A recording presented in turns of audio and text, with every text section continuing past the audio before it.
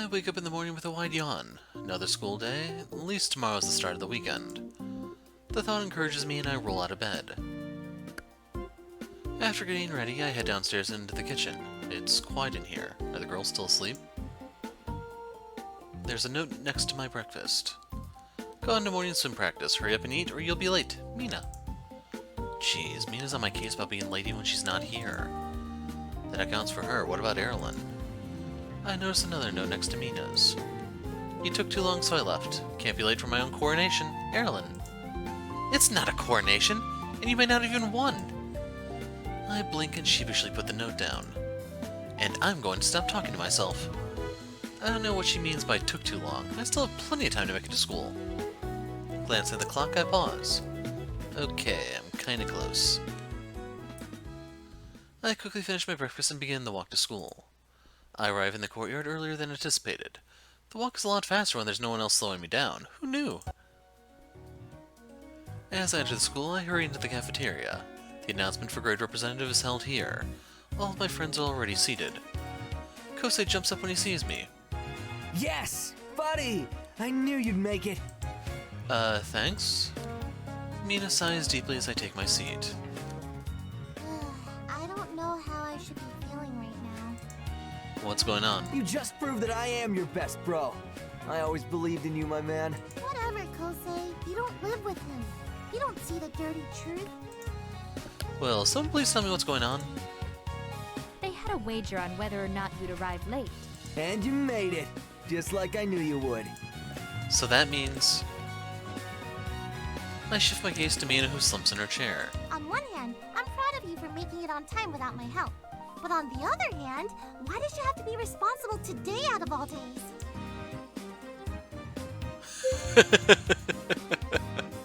I'm doing it, man. You both suck. I can't believe you two would even make a bet like this. Not cool. Both Kosei and Mina look confused. Sorry. I didn't realize you'd be offended by something so minor. Yeah, it's all in good fun. Nothing personal, my dude. Whatever, it's silly. The two of them look at each other and shrug, letting the topic drop. The important thing is that you made it in. I glance over to Erilynn, who is checking her nails disinterestedly. So, which side was Erilynn on? Oh, she didn't participate. Why not? It was an unfair wager. Of course you'd make it in on time. Wait, is that a compliment? She laughs, but I notice a tinge of pink on her cheeks. Don't misunderstand. You haven't been late to class so far, so why would you start now? Erilynn knows my habits. She's been paying more attention to me than she lets on. A grin spreads across my face as she looks away. Kosei interrupts. Pretty and smart. This is why Erilynn got my vote for grade rep. You can stop sucking up to her now. Sounds like somebody is jealous she isn't getting my attention. As if I would want that. Everyone settles down as Miss Sato enters the cafeteria. Good morning, everyone. I'm sure you're all eager to learn the results of yesterday's vote. An excited murmur flutters through the room. Miss Sato clears her throat. After tallying up the votes, I'm happy to announce that our new grade representative is... I can feel the anticipation in the air. Miss Erilynn Dawn! Erilynn smiles graciously as the crowd applauds. Congratulations, Miss Dawn! And a big thank you to all of the candidates for an excellent race. Congratulations, Erilynn. I had faith that you'd win. Thank you. It's wonderful to know I have the support of my subjects. Erilynn! You won! Mina jumps up and down in excitement. Kosei flashes a confident grin. Of course she did! She was the best candidate by far! That's why I voted for her. Congratulations, Erilynn. I blink in surprise as I see Kira standing there. Erilynn's grin broadens. Thank you, Kira. Miss Sato steps over and offers Erilynn a warm smile. Congratulations, Miss Dawn! I look forward to the great work you'll do as both grade representative and class representative. Thank you, Miss Sato. Erilynn is soon swarmed by her classmates offering praises and congratulations. Out of the corner of my eye, I see Jiro sitting quietly by himself. Disappointment keeps his head down. I can't help but feel a little bad. Jiro was very passionate about this position, so it must hurt that he lost. As I'm debating whether or not to talk to him, I watch him stride over to Erilynn. The crowd falls silent, and he parts as he approaches. He stares at Erilynn with a serious stare, then clears his throat. Congratulations. It's clear the best candidate won, and I look forward to seeing the great work that you'll do. Thank you. And I expect to see the same from you. Jiro blinks. From me? Yes, as our class representative. His mouth opens and closes, but he's too shocked to speak. You want me? I do. And as I speak for the people, it's what the people want too, right? The class erupts into cheers. Jiro still looks concerned. I appreciate the thought, but ultimately it's Miss Sato's decision on who can be class representative. All gazes shift onto her teacher, who grins broadly. I have no objections. After hearing Misato's approval, Jiro stands straighter. Then of course I'd be happy to accept this responsibility. I wouldn't expect anything less from you. Congratulations to Mr. Jiro Osamu as our new class representative. The class cheers enthusiastically for Jiro. He pushes his glasses up his nose, clearly pleased by the attention. Erilynn stands to the side, allowing Jiro a chance in the spotlight. She flips her hair back and wears a proud smirk. I'm actually feeling proud of her too. Although her constant reminders of her birthright can be annoying, it seems she really does inherit some natural leadership abilities. Having a position on the council will make Jiro really happy. Plus, he'd be good at it. Erilynn might act like she only cares about herself, but when it comes down to it, she still thinks of others too. I approach her. Hey, nominating Jiro for class representative was a really nice thing to do. Of course I'd do that. It made the most sense. Yeah, he'll do a good job. Will he? I suppose that could be true. I didn't pay attention. What? Why give him the role then? Well, somebody has to take care of all the paperwork. Isn't that your job? She laughs. Of course not. The ruling party doesn't do their own work. That's what advisors and staff members are for. I take back what I said. It was a smart move. Both Erilynn and I turn towards the boys. Kira must have snuck up on us. How long was she standing there? How? Everyone wins. Erilynn wins the election, and Jiro wins a leadership role. He only won that because Erilynn gave it to him. Perhaps. But Jiro cares and will do a good job. That's why Erilynn gave him the role, right? Exactly. If you ever find yourself in a position of power, then you'll understand. You just delegate everything you didn't want it to do onto someone else. It's called management. I'm about to retort, but she's not exactly wrong. Maybe she really is a good leader. Miss Sato finally breaks up the crowd and ushers everyone back to our classroom. We settle into our seats, still buzzing about the results. Once the class is called, Miss Sato begins the lesson. The rest of our classes go by quickly. Finally, it's the end of the school day and the beginning of the weekend. As I pack up, I see Mina heading towards the door. Hey, are you going home? She shakes her head. I'm going to go meet the girls from the swim club, but I'll be home tonight. After a wave goodbye, she disappears into the hall. It's nice she's getting along with her club friends. As for me, who do I want to hang out with? I looked for Kosei around the school, but didn't find him. Must have already left. Pulling out my phone, I dial his number. He picks up after a couple rings. Hello? Hey, Hey, what's up? are you working today? Nope, I have a day off, and it is sweet. Awesome, you wanna hang out? You know I do. But I'm babysitting my brother, so I can't leave. You want to come over instead? Sure, let me stop by my house first and then I'll be over. Sounds good. We say our goodbyes and hang up. Shouldering my bag, I start the walk home. Kosei's mom works a lot, so he or her sister usually end up with babysitting duty. His brother is only a year old and very curious. He's cute but needs constant attention. After I'm home, I head up to my room and drop off my stuff. I know there was a game of mine that Kosei wanted to play. Maybe I should bring it. Once I change, I grab the game and head out of the house. The walk to Kosei's house is easy. He doesn't live too far away and I know the route by heart. When I reach his house, I ring the bell, but I don't hear a sound. Maybe it's just quiet? I wait a few minutes, but nobody comes to the door. I guess it's broken. I knock instead and immediately hear footsteps inside. A moment later, Kosei opens the door, a squirming baby in his arms. Hey, you made it! Come on in. Thanks. Hi. Haruto giggles and waves a chubby hand. Hey Haruto, you're getting big. Hi. Right, he doesn't exactly have the broadest vocabulary. I grin, but don't otherwise engage. Haruto is cute, but I don't really know how to interact with babies. Afterwards, we get situated in the living room. Haruto crawls over to his pile of blocks as soon as Kosei puts him down. You want to play a game or something? There's a familiar background. Yeah, I actually brought the newest Fantasy Final game because I know you wanted to check it out. Thanks, man. Kosei's face lights up before he looks sheepish. But I only have the Playing Station 3, so we can't play it. Shoot, really? Sorry, I thought you had the Playing Station 4 now that the price dropped. Not yet. I know I said I was going to, but... He trails off a little uncomfortable. It's cool, we can play something else. Kosei nods and rifles through his games. What do you want to play now? How about some Behemoth Hunter? Sure. While Kosei sets everything up, we hear a voice call for him in the hallway. Kosei! A moment later, her sister Risa pops through the doorway. She wears a pair of faded sweatpants and an oversized t-shirt. Her hair is pulled up into an uneven, messy knot at the top of her head, and thick glasses hide her eyes. Hey, Kosei, have you seen? Suddenly, she freezes like a deer in headlights, her eyes widening behind her glasses. Hey, Risa! Her face turns bright red. With a scream, she darts out of the room, her footsteps thudding up the stairs. Kosei and I blink at each other. Even Haruto looks up in confusion. What was that about? Is she okay? He shrugs. Who knows? She's always been a weirdo. Middle schoolers, am I right? You're only a year older than her. We all literally went to the same school last year. Yeah, but I'm a high schooler now. It's different.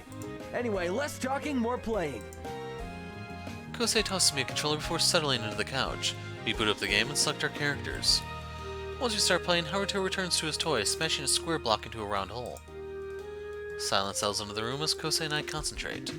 The quick mashing of buttons is the only sound, occasionally interrupted by Haruto's babbling.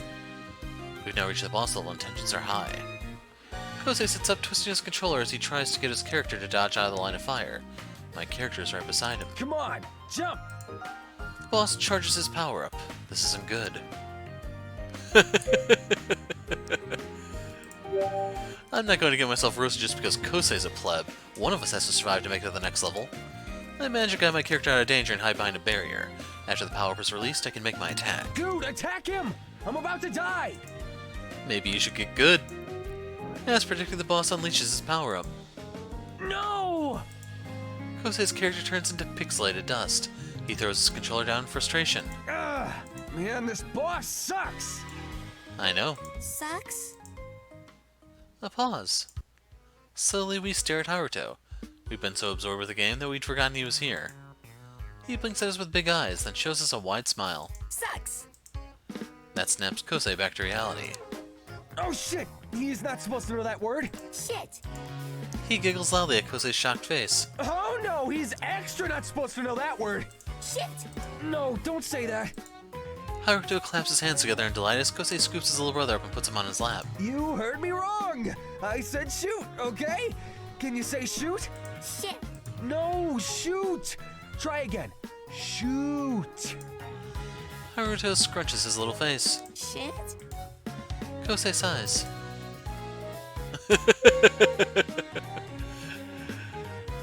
Let's see if we can teach him any other fun four-letter words.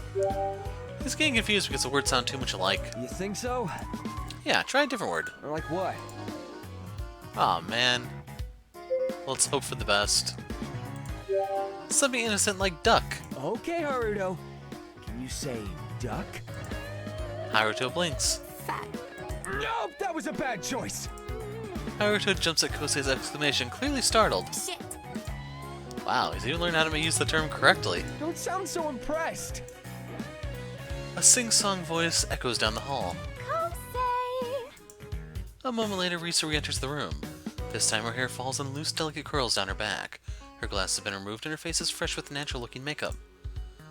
She tugs gently on the cute summer dress she's changed into. Risa deliberately shifts her gaze to me and giggles shyly. Oh my gosh, Kosei, you didn't tell me your friend was here? You saw me earlier. Oh, you're so funny. Risa giggles again while Kosei furrows his brows. Risa, why are y'all dressed up? Are you going out? She erupts into more giggles, still locking eye contact with me. Risa shifts slightly, suddenly showing off her dress. Why does she keep staring at me when she's talking to Kosei? Don't be silly. I always look like this while lounging around the house. No, you don't. Normally you look like... Shit! Kosei's face pales while Risa's reddens. Oh, no, little man, now you've done it. Did he just say? Shoot? Shit! Haruto shouts proudly. Kosei, I can't believe you! What sort of bad things are you teaching him? Nothing! Risa marches in the room, picks up her little brother. He affectionately grabs at her hair. You're lucky Mom isn't here. I swear I can't leave you alone for 1 minute! Why does she always put you in charge? Dropping her coy act, Risa storms out of the room, still muttering to herself. Kosei and I have a moment of silence. Well, this sucks. Yep. With a sigh, he pushes himself to his feet and I follow suit.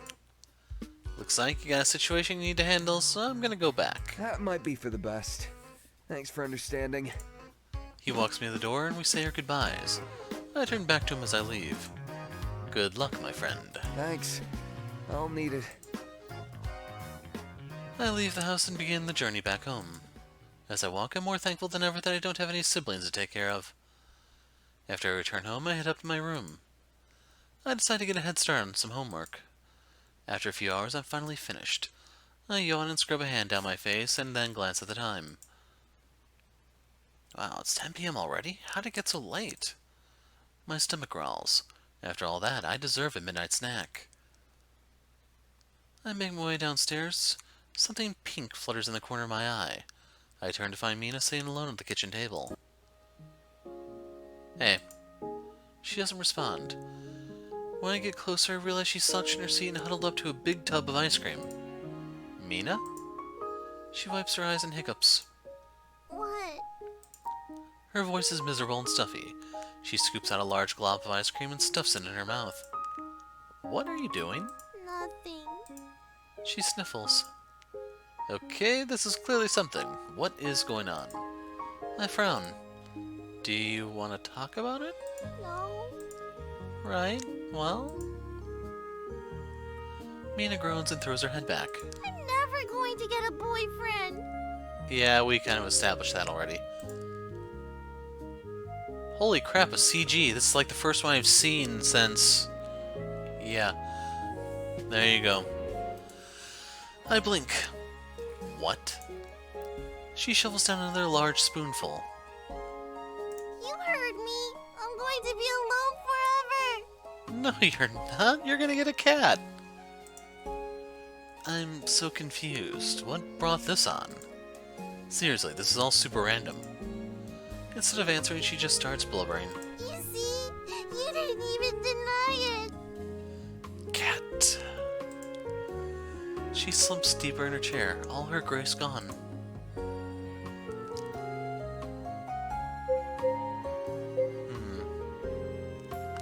They definitely need a cat option here.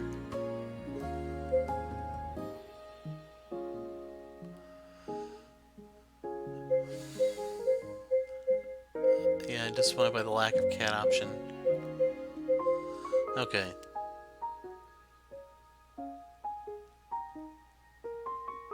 Ah, crud.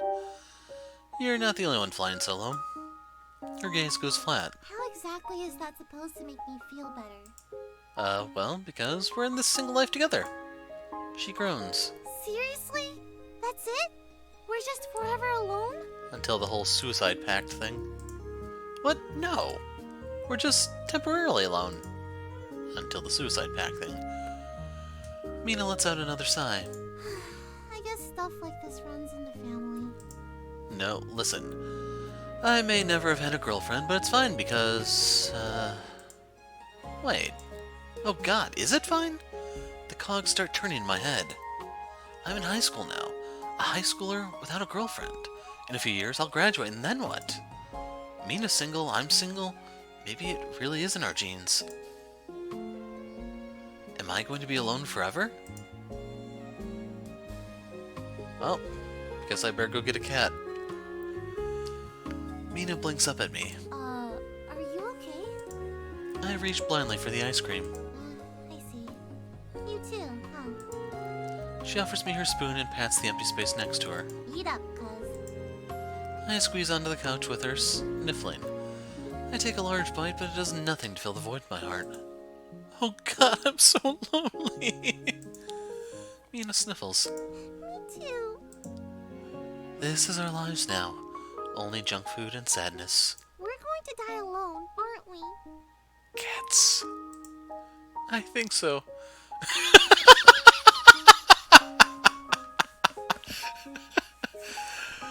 Oh man, they came through.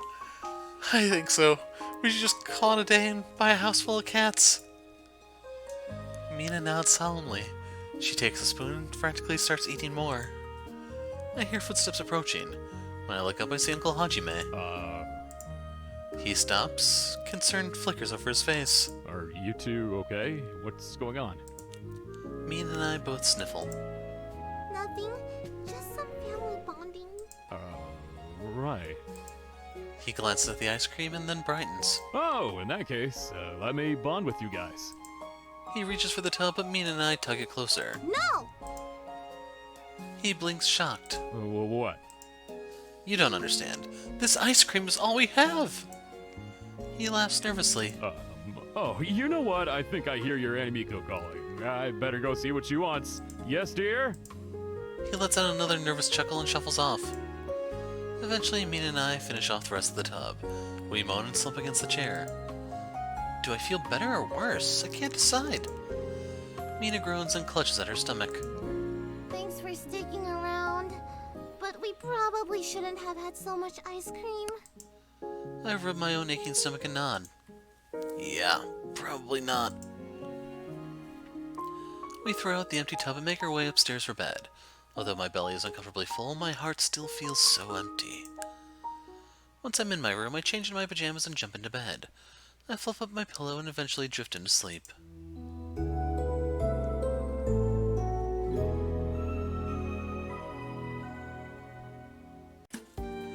I wake up to sunlight streaming through my windows. Finally, the weekend's here. A day of complete freedom. I even got to sleep in a little. I get ready for the day and head downstairs for breakfast. My aunt, uncle, Mina, and Erilynn are already eating. Good morning, sleepyhead. Good morning. I'm glad we got to see you. We're just about to head over to the bakery. Yes, we don't see nearly enough of you kids these days. We've all been so busy, haven't we? I grab some food for myself and join them at the table. Yeah, I guess we've all had a lot going on. We should do something as a family. I've been missing everyone. I know. Why don't we have a movie night tonight? It's been too long since our last one. Oh, that sounds perfect. Yeah, I love movie night. Count me in. Erilynn, you should join us too. She smiles. I'd be honored. Is there anything special I should prepare for this movie night? Nope, it's just all of us spending time together to watch a movie. That sounds delightful. Thank you for the invitation. You're welcome. Wonderful. Then we'll close the bakery early tonight. I'm so excited. Me too. I'm looking forward to it myself. The movie nights with Mom and Dad were always funny too. We should have another one the next time they're home. Aunt Emiko and Uncle Hajime soon head over to the bakery while the rest of us finish up breakfast. After cleanup, Mina and Erilynn return to their rooms to get ready for the day. I return to my own room. Other than movie night tonight, I have no plans. Maybe I should see if someone's free to hang out. Deciding to spend time with Erilynn, I set out to search for her. I find Erilynn lounging on the couch, browsing through a magazine. Hey, what are you up to? Reading. She answers without looking up and flips the page. Sitting beside her, I peek at the magazine. Models showcasing new apparel smile on the pages. A fashion magazine? Are you looking for new clothes? No, I'm looking for the meaning of life. What? Of course I'm looking for new clothes. She sighs. I've been wearing the same outfit since I got here. She makes a good point. She's going to stay here for a while. She needs more than just her school uniform and princess outfit, which is not ideal to wear in public anyway. Why don't you just borrow Mina's clothes? Erilynn lowers the magazine and gives me a look. Do you really think that Mina's clothes will fit me? Memories of Erilynn's initial concern over how the high school uniform fit her flash before my eyes. Erilynn has a couple more assets than Mina. Never mind, you're right. If that's the case, then let's go to the mall. Erilynn holds up the magazine. What's wrong with just ordering something from here? That way it'll be custom tailored to me, as it should be. That catalog has all the same stuff you'd find at the store. They're the same? Suddenly bored of the magazine, she tosses it aside. Never mind with this then. Are there tailors at the mall? Not usually, but there are a lot of shops to choose from. We can go to Never 21. Mina sometimes shops there. Erilynn perks up. Does she? Then let's go. She pushes herself to her feet and I do the same. After grabbing her things and her changing into the only usable outfit, we head out of the house. It's an easy journey to the mall and we arrive faster than anticipated. People bustle in and out of the stores, shopping bags lining their wrists. Parents drag their reluctant children with them and groups of teenagers crowd the food court. I lead Erilynn through the mall. She glances thoughtfully at each store and each window display. When she spots Never 21, she strides into the store. Looks familiar. A gentle yet persistent melody encourages shoppers to linger and browse. Slowly she gravitates towards the racks of dresses. Well, perhaps I'll find something suitable. As she holds up a puffy dress, she wrinkles her nose. Although I'm not too confident about it. Do you need help picking things out? She looks me up and down and then shakes her head. I think I'm better off handling this on my own. What's wrong with what I'm wearing? Nothing. Your attire is acceptable for a guy, but how familiar are you with women's clothing? Well, I live with Mina, so I don't know the first thing about it. Exactly. Erilynn ushers me away. Go relax for a minute. I'll find you when I'm ready. Alright. Taking a seat, I wait for Erilynn. There are a few other guys sitting in the nearby chairs. One of them makes eye contact and nods. I nod back. At least we're all in this together. Finally, Erilynn returns holding a couple of outfits. What a meager selection. But I think these could do. Okay, do you want to try them on? She nods. We find an attendant who leads us to the dressing room. I wait outside the stall while Erilynn slips inside. A few moments later, the curtain pulls back and Erilynn steps out. Striking a confident pose, she smirks in my direction. What do you think? There's more skin showing than fabric, but the little fabric that is there teasingly hugs her curves. So, what I want to say, what I will say. The heat rushes to my face and my head feels blank. I don't want to stare, but I can't look away. You're hot. My cheeks turn crimson. Erilynn's smirk widens. I mean, the outfit looks... You look... Why is this so difficult? I swallow hard. Is it just me, or is it really warm in here? Erilynn laughs. I feel very comfortable. Erilynn takes a look at herself in the mirror and smiles. I think it's quite fitting. I'm kind of surprised you choose an outfit like that. It doesn't seem like something a princess would wear. It's certainly not the same style of outfit I'd find in Velden, which is why it caught my attention. This ensemble was modeled on a mannequin, and I wanted to see if I could pull off this look. She grins, slipping her hair back. Naturally, I can. Suddenly, a middle-aged woman with a "can I speak to a manager" haircut and who is for sure named Karen, bounds over to Erilynn. She has an armful of clothing hanging over her oversized purse. Oh no, not this woman again. Is she stalking me? No, absolutely not! This is entirely unacceptable. Huh? The woman holds her arms in front of Erilynn, who tries to push the woman away, but to no avail. The lady shakes her head. Does your mother know what you're doing, young lady? My mother? What if my son or daughter was with me, and they'd be exposed to that? Think of the children! Although it's not entirely your fault. The store shouldn't be offering this type of scandalous clothing to begin with. I need to have a word with somebody about that. But first... The woman shoves a drab, shapeless long-sleeve outfit into Erilynn's arms. Change into this! I was going to wear it myself, but you needed more than I do. Who are you to demand... Ignoring Erilynn's protest, the woman pushes her back into the dressing room and pulls the curtain closed. Don't take too long in there. Let me out! Not until you've changed. I hear a heavy sigh in the ruffling of clothes. Erilynn probably decided it was easier to play along than fight this strange woman. With no choice, she changes clothes. Now there's a moment of silence. The woman finally notices me. She narrows her eyes. Haven't I seen you somewhere? Well, maybe 2-ton Tessie there saw us while she was out grazing in a field somewhere. No. I do not want to get into this again. Soon, Erilynn opens the curtain and steps out. So, if you notice, her arms are the same, her facial expression is different. The legs are the same, they just painted over her model here. Twisting and turning, she flicks her hair and shrugs. It's not my style, but it's not as bad as I anticipated. The outfit somehow fits perfectly against Erilynn's every curve. It hugs her tightly in all the right places, complementing and accentuating her body. Looks nice. Looks nothing like it did on the hanger. You look great.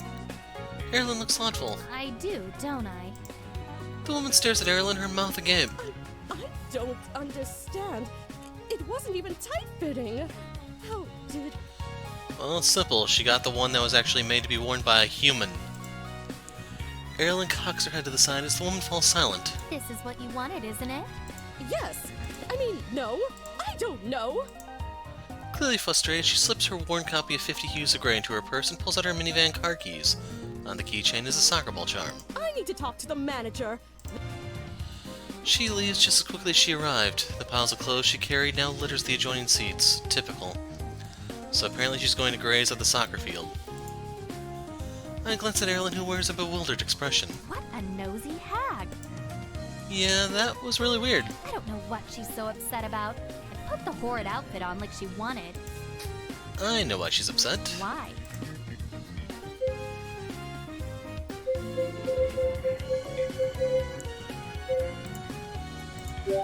She's jealous. She thought it was your outfit that made you look sexy, but then realized it's just you. You could wear a paper bag and still look hot. With a smile on her lips, Erilynn flips her hair. Oh, is that all? I can't help who I am. Well, that's enough of that. I'm going to change out of this dress and into my next outfit.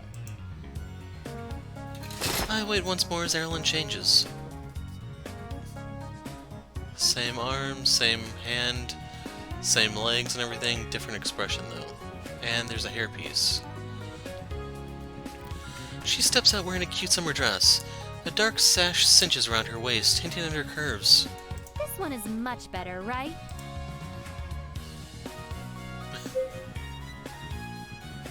You look beautiful. Erilynn looks amazing in everything she wears, but this dress looks especially good on her.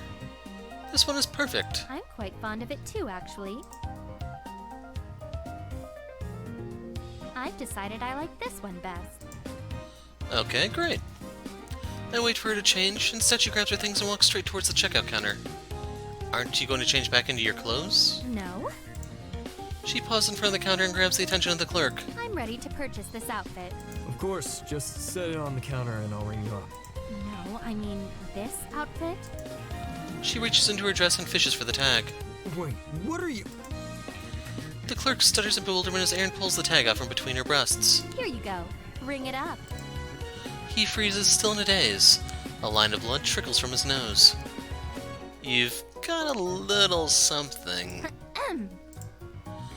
That snaps him back to life. Okay, right away. He quickly wipes his nose, hands trembling from either fear or excitement. He fumbles with the scanner before we hear the beep. Erilynn turns to me expectantly. Oh, right, she still has no money.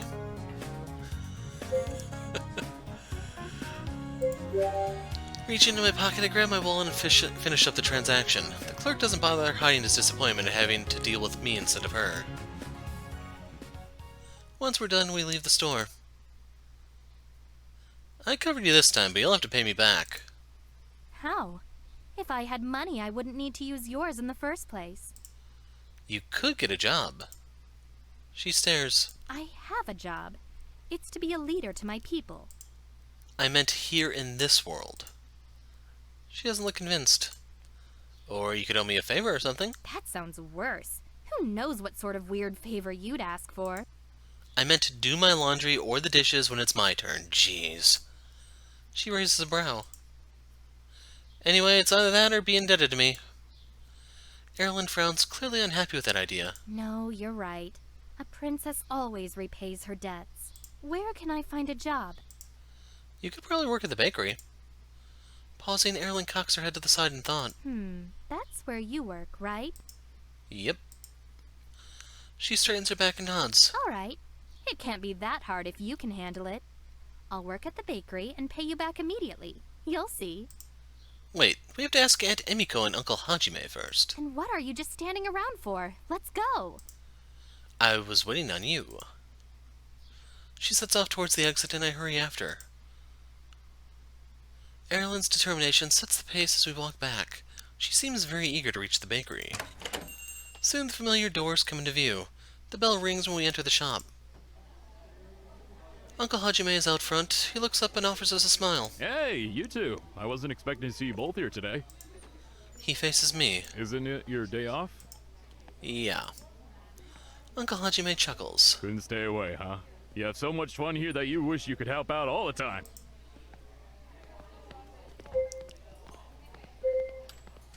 I'm gonna be honest. I'm here for the money. That's exactly it, and the added paycheck is certainly a bonus. Are you telling me there's more to your motivation than spending time with your cool aunt and uncle? I knew it was too good to be true. You said it, not me. But I thought it. Uncle Hajime laughs. So are you open to pick up a few extra shifts then? Yes, but not for me. For Erilynn. Is that so? He turns to Erilynn. You'd like to work at the bakery?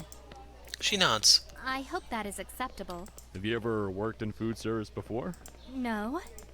He pauses, then breaks into a warm smile. Oh, that's okay. Everyone has to start somewhere. If you're serious about working here, then we'd be willing to give you a chance. Erilynn matches his grin. Yes. Thank you. When would you like to start? Immediately. Oh, He blinks in surprise. I like that go-getter attitude. Let's have you start out front helping customers. Let me show you how to use the machine. Hajime! I need your help, please! He pauses and glances back towards the kitchen. That doesn't sound good. I'll take a look and be right back. Sounds like they don't have time to train Erilynn. I was the one who offered the job to her, so I should take responsibility. Uncle Hajime, don't worry about us. I'll get Erilynn trained up on everything. A look of relief washes over his face. Thank you. Don't worry, Erilynn, you're in good hands. No, she's not. Erilynn looks skeptical as Uncle Hajime slips into the back room. So, the register. I give Erilynn a quick rundown on how to work the front of the house. She listens attentively as I show her how to run the register and how to organize the baked goods. I help the few customers already browsing the shop while Erilynn closely observes. When we're finished, she stands confidently by the counter. Is that all? This will be a piece of cake. Then pauses. Now what? We wait for customers to come in so we can help them. I can do that. In the meantime, you can wipe down the tables or mop the floors or rearrange the displays since some of the bread got moved around. Erilynn nods but doesn't move. Yes, those do sound like good options for you. You can do them too. No, I'm busy waiting for customers. That's not how this works. I'm interrupted as an adolescent male enters the shop. He heads straight towards the counter where Erilynn stands. I couldn't help noticing you. I mean your bread from outside. They look delicious. You should buy one. I cringe, find the urge to facepalm. That's not how you talk to customers. I don't know, these days anything goes. Luckily the boy doesn't mind. Okay, what would you recommend? Erilynn blinks, then slides into a slow smile. A sandwich. His eyes widen. No way! You like sandwiches? I love sandwiches too! Then maybe you'd like to buy 2 of them. You know what? Why not? While Erilynn helps the first guy, another customer enters the store. He hovers by the display nearest to Erilynn looking at the cakes. I approach. Hi, you need any help? Oh, no. I'm just looking. Okay, let me know if you change your mind. Thanks. I take a step back as Erilynn wraps up her transaction with the first guy. As soon as he leaves, the second guy steps up to her. So, I was wondering if you could help me. The store quickly fills up with customers. I move back and forth throughout the shop, grabbing and restocking items while Erilynn remains on the register. The line is constant and remains that way until closing time. I'm used to a busy bakery, but this was next level busy. After the last customer leaves, I collapse onto a nearby chair. I am exhausted. Me too. Erilynn looks just as energetic as this morning. She comes over and sits next to me just then Emiko joins us, grinning with excitement. Wow, Erilynn! You must be our good luck charm, because this was one of our best days in sales! You two did a great job! Here I thought the best day in sales was right after everyone gave up their New Year's resolution to get into shape. Thank you. Thanks. I know it's been a tough day, so you two should head home early. Hajime and I will finish closing up. Are you sure? Absolutely. Just make sure you lock the doors on your way out. Oh, before I forget, here are your wages for the day. She hands us each of our pay slips before returning to the kitchen. She only gave me a gumball. Erilynn eagerly accepts hers and anxiously scans the paper. The smile slips from her lips as her brows furrow in confusion. This isn't nearly enough to pay for my dress. There must be a mistake. I glance at her paper. Nope, that's right. So, this is it? After all those hours and all those customers? This is all I've earned?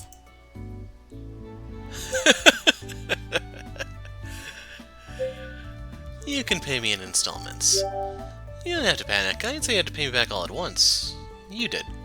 You can pay me a little each week until you've paid off your debt. At this rate, I'll have returned home before paying it all off. She's clearly exaggerating, but that's okay. If that happens, I'll consider it a write-off. She doesn't look amused by my answer. Erilynn continues to stare dejectedly at her paycheck. All of that work, and I can't even buy what I want. It would take at least one more paycheck to pay off the dress. And I wouldn't have anything left over. Those flowers you bought for me, were those expensive? I'm not sure I want to answer that. I doubt my answer will help. This paycheck wouldn't have been able to buy both the flowers and the dress. And what if I needed food? Are these the kind of choices you have to make every day? I'm lucky that I'm not struggling for money, but a part of that is because I do budget my spending. Her shoulders slump as she sinks into her seat. I've never had to make those kinds of decisions before. This situation is a wake-up call for her and she's not taking it well. Maybe I can show her the positive side of things. It's not as bad as it sounds. She glances sidelong at me. The money may not have been the number you were expecting, but it's the result of your labor. You worked hard today, and this paycheck is the direct result of all your accomplishments. Doesn't it feel good to know that you deserve every cent? There's a silence as Erilynn considers my words. Slowly she sits back up. That is true. She glances back down at the paycheck, her expression turning thoughtful. Suddenly, Aunt Emiko rushes back to us. Oh good, Erilynn, you're still here. I just wanted to remind you not to forget your tips. Aunt Emiko points to the jar which is bursting with cash, then heads back into the kitchen. My eyes bulge. Mina and I have never even filled half of our tip jar before, let alone overfill it. Erilynn's eyes widen too. She perks up, resuming her haughty smile. Aha! I knew that couldn't be all of it. Proudly she counts out the contents of the jar. With my level of dedication and skill, of course I would have gotten more money. See? It's not that hard to make money after all. That's not the lesson to be learned here. My warning falls on deaf ears as Erilynn happily counts away. I sigh. At least she's feeling more like her old self again. And here I thought she was going to finally learn to resolve the whole debt crisis in Velden. Man can dream. Suddenly she thrusts a wad of cash my way. Take it. This half is yours. And dream fulfilled. I blink in surprise. This is uncharacteristically generous of her. You worked hard today too, so you deserve it. My face softens and a warmth flows through my chest. I accept it with a genuine smile. Thanks, Erilynn. She nods. Her cheeks are flushed a light pink as she grins, clearly pleased with herself. Even though Erilynn can come across as disinterested about others, she's actually very fair.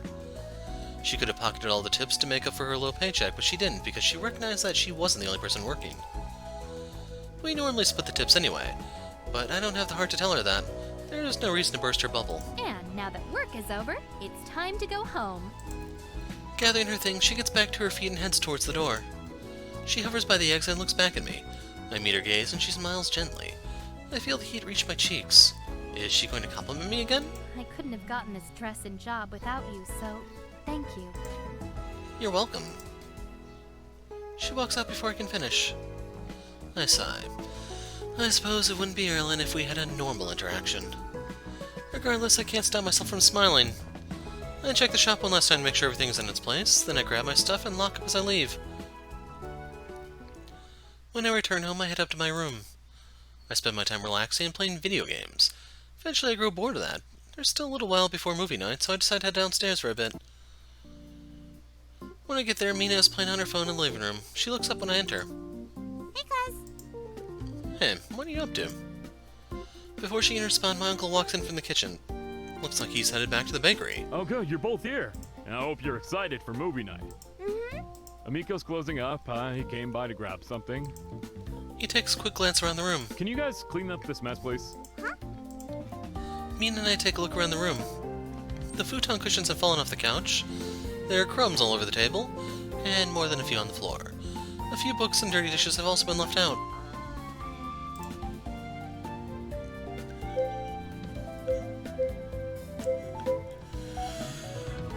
I'm gonna do it. So, what's the problem here? Clean up what now? Uncle Hajime raises an eyebrow. You don't see the crumbs on that table? Oh, now you pointed it out, I do. Or the books on the floor? That's not where they normally rest. It shouldn't be. Who knew? I pick up the books and put them back on the shelf. Uncle Hajime chuckles. If you need any more help spotting the mess, you can ask Mina. I glance over and see Mina putting the futon cushions back on the couch. Right. I'm gonna help Amiko close up. We'll start movie night when we get back. Sounds good. Okay. Uncle Hajime heads back to the bakery. I gather up the dishes while Mina grabs the vacuum. Soon she's running the machine over the floor. A loud whir of the vacuum cleaner draws Erilynn out of her room. She looks at Mina with some confusion. What are you doing? Mina shuts off the machine. We're just cleaning up before movie night. Erilynn stares at the vacuum. You still use these antiques to clean? Well, yeah. It's a vacuum cleaner. Do you not use vacuums? Well, you see, in Velden, what they do is they lift up the peasants by their ankles and... Not like that. All of our cleaning is done by automated drones. aka peasants. Automated drones? You mean like a Roomba? Erilynn still looks shocked and I hurry to interject. Yes, a Roomba. They're very popular in Sweden. Oh, I wouldn't mind having one of those. It seems easier than pushing a vacuum. And your cat can ride it as a chariot. You said you're cleaning up before movie night? Yeah. In that case, as I am also a participant of movie night, I shall help. Really? Erilynn gives me a smile. Of course. I assume you could use the help. That's actually really nice of her. I nod, appreciating the thought. Yeah, I could use the help. That's nice of you to think of me. A soft blush dusts her cheeks. I just want to ensure you'll do a good job of cleaning. After all, I'll have to sit on that couch too. But her tone isn't as harsh as usual. Okay, let's get started. She grabs the vacuum. How do your cleaning machines work? Oh, well, you just kind of roll it over whatever you want to clean. Erilynn rolls the vacuum back and forth looking puzzled. Like this? No. First, you have to turn it on. Mina presses the button. Erilynn's eyes widen at the loud roar. She jumps back like a startled puppy. Why is it so loud? Is it having some kind of meltdown? Yes, it's becoming sentient and joining Skynet. What? No. It's always like that. Now run it over whatever you need to clean. Like this? She carefully pushes it back and forth over the carpet. Yes, exactly. Satisfied that Mina and Erilynn have things handled for the moment, I resume picking things up. As soon as I turn my back, I hear Mina shouting. No, not like that! I turn around and see Erilynn trying to roll the vacuum over the coffee table. Why did I never think of that, damn it? I turn around and see Erilynn trying to roll the vacuum over the coffee table. She freezes at Mina's shout. What? Not on the table! You said to run it over whatever I need to clean. Does the table not need cleaning? Yes, but we'll use something else for that. Mina gently takes the vacuum from Erilynn. The vacuum is for the floor only. Ah, yes, I've mastered this now. Behold the cleaning powers of Grade Representative Erilynn. She runs the vacuum over the same little patch of floor over and over. That's not going to work. Let's have her do something else.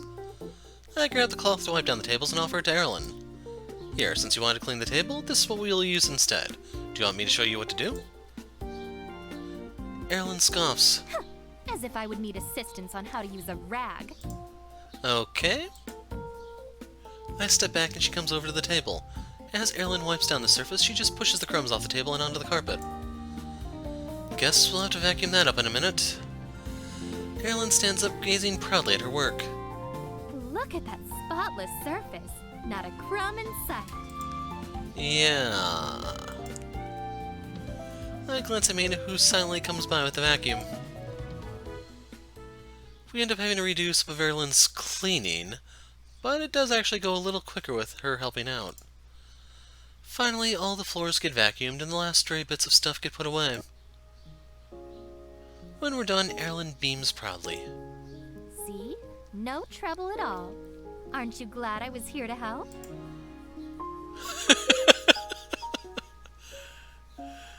Thank you for helping. Yes, thank you for helping. Having another pair of hands really made this go by faster. Erilynn nods. You are welcome. Yeah, thank you for your help, Erilynn. It was a lot quicker with you helping out. Liar. You're welcome, Mina. I was happy to assist. I'm going to go make some popcorn before Mom and Dad come back. Good idea. Mina heads towards the kitchen. As soon as she's out of view, Erilynn collapses on the couch. Well, I'm just glad that's out of the way. It'd be a bother to have to do that again. Huh? That was just routine cleaning. We'll have to do it again in a week or so. Her eyes widen. You have to clean that often? Exhausting! I didn't think cleaning would be such a difficult task, but after tidying just one room, I'm tired and could use a rest. We normally don't just clean one room either. We clean all of them. She glances up at me. Don't you ever get bored or frustrated having to clean so often? Yes. We all use the space, so everyone pitches in with cleaning. When we all work together, it's not so bad. Like today, we finished our chores pretty quickly. Erilynn's quiet for a moment. Perhaps I haven't fully appreciated just how much effort goes into little things like this. I'm sure Erilynn's never had to think about cleaning her chores in her life. As she said, the palace has drones to handle all that for her. Peasants. The next time you have to do chores, please let me know. As someone who also lives here, albeit temporarily, it would only be right for me to pitch in. Thanks, Erilynn. She smiles. You're welcome. I'm sure Uncle Hajime and Aunt Emiko will be back soon. We should get ready for movie night. Erilynn nods. Right on cue, Uncle Hajime returns with Aunt Emiko. Hello, everyone! We're back! Uncle Hajime surveys the room. This place looks great. Aunt Emiko nods. It does! Are we ready for movie night? Mina returns to the living room carrying a big bowl of popcorn. Yes! Yay, movies! She puts the popcorn down on the table and Uncle Hajime grabs the drinks. I turn on the TV while everyone settles onto the couch. Did we ever decide on what we're watching? Just pick something with pangos. They're all good. What's a pango?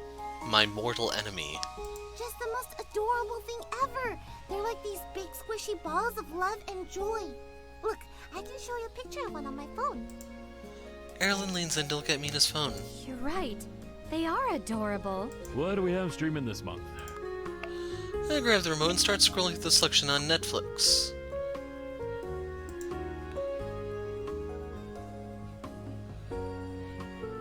The second one looks promising.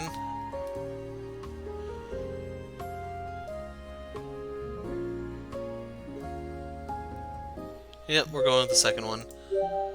I'm in the mood for something scary. How does a chilling tale of Pongo Graveyard, where dead Pongos return to life as undead abominations, sound? Erilynn's frozen in a wide-eyed grimace. It sounds horrible. I'm with Erilynn. I did not suggest pangos so I could be scared. Aunt Emiko blinks. But the pangos are so cute! How scary could it be?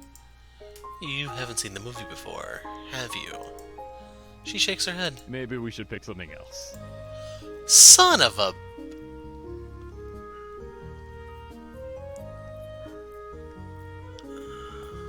These all suck.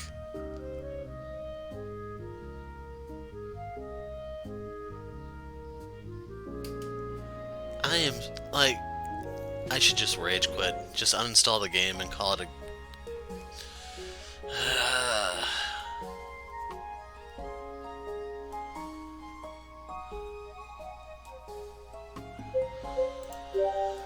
I think it's time to introduce Erilynn to the wonders of superhero movies. Ooh, which one? The Pongo Avengers, of course. Ah, yes! This one has all the best characters. Captain Pango, Iron Pango, Wolver Pango. No, it's not in this one. Some kind of studio copyright thing. Oh, what about Bat Pango? That's not even the right universe. Erilynn's eyes widen. Are you sure these are not horror films? They will be soon. They will be soon. No? Then why are there so many scary Pango hybrids? Aunt Emiko chuckles lightly. Oh no, sweetie. They're just in costume. They're actually quite cute. I think you mean tough. Aunt Emiko giggles. Sure, dear. Then it's decided. I select our film of choice and squeeze onto the couch during the opening title. Erilynn is confused by a few cultural references, but seems to enjoy herself anyway. She laughs along with the rest of us and is on the edge of her seat for the tense moments. Finally, the movie comes to an end. Aunt Emiko sighs contentedly. That was really fun. I'm so happy we were able to do this again. Me too. We'll have to plan another one soon. Uncle Hajime stifles a yawn. But for now, I think it's time for bed. I'm not tired. Mina yawns widely as she speaks. I don't think she's fooling anyone. As we scoot off the couch, Erilynn faces us. Thank you very much for letting me join your family this evening. You're very welcome, sweetie. Then you'll have to join us for the next one too. I'd like that very much. After cleaning up, we all head upstairs and disappear into our respective rooms.